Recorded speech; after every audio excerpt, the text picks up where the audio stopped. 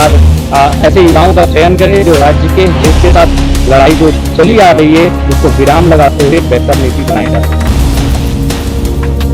55 के आसपास विधानसभा सीटों पर हम लोग चुनाव लड़ते हुए दिखेंगे। विधानसभा चुनाव से पहले झारखंड भाषा खटियाणी संघर्ष समिति के मुख्य संयोजक जयराम महतो ने बड़ा ऐलान किया है। जयराम ने घोषणा की है कि वह झारखंड में अकेले 55 सीटों पर विधानसभा चुनाव लड़ेंगे, किसी भी पार्टी से कोई तालमेल नहीं करेंगे।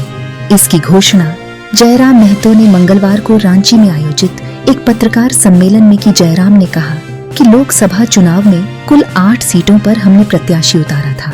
इन 8 लोकसभा सीटों के अंदर 46 विधानसभा क्षेत्र आते हैं। जाहिर तौर पर इन सभी 46 विधानसभा सीटों पर चुनाव लड़ेंगे।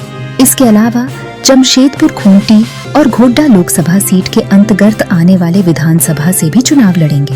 कहा कि कुल मिलाकर 55 सीटों पर चुनाव लड़ने की तैयारी है।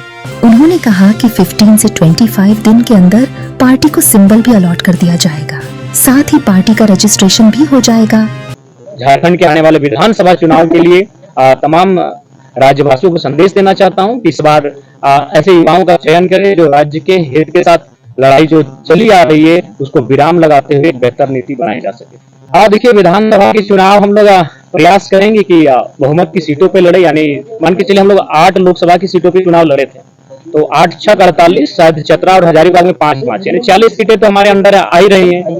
तो उन 40 सीटों पे तो लड़ रहा ही है। उसके बाद हम लोग जमशेदपुर में प्रत्याशी नहीं दिए थे, खूंटी पे नहीं दिए थे, गोड्डा में नहीं दिए थे। तो हमें लगता है इन 3 लोकसभा में हम लोग जाएंगे, वहाँ हमारे वोटर्स हैं, वहाँ हमारे कार्यकर्ता हैं। तो हमें लगता है कि 55 के आसपास विधानसभा सीटों पर हम लोग चुनाव लड़ते हुए दिखेंगे। कार्य डेमोक्रेसी का स्कूल में भी शामिल होना था और चुनाव संबंधित इलेक्शन कमीशन से जानकारियों को भी लेना था। तो हमें लगता है 15 से 25 दिनों के दरमियान हमारे पार्टी का सिंबल भी अलॉटमेंट होने की संभावना बन जाएगी और पार्टी को रजिस्ट्रेशन नंबर भी अलॉटमेंट हो जाएगा। तो पहले इंडियन स्कूल ऑफ डेमोक्रेसी, उसके बाद जेएनयू, जी इस तरह के व्याख्यान का क्या अर्थ है कि जयराम राष्ट्रीय परिदृश्य में एक पहचान और शनाख्त को बनाना चाहते हैं?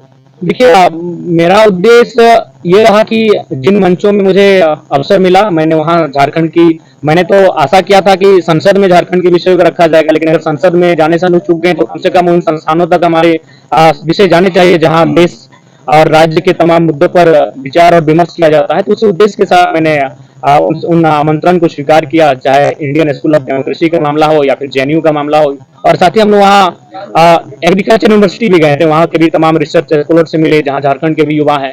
तो वहाँ जाने का उद्देश्य यही था कि हम झारखंड के विषयों को उनसे साझा कर सकें और उन विषयों पर निदान कैसे हो, आने वाले विधानसभा चुनाव में हमारी स्टडी क्या हो, उन विषयों पर बात करने के लिए।